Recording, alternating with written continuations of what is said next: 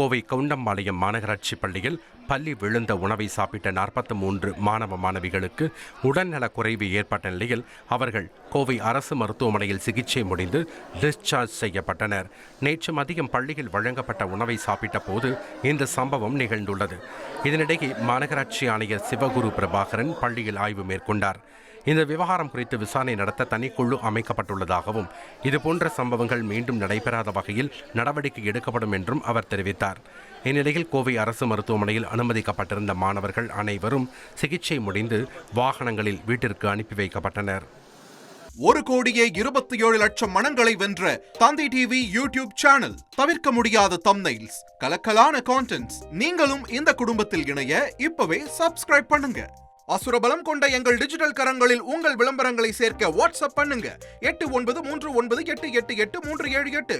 Email advtthanditv@dttv.in.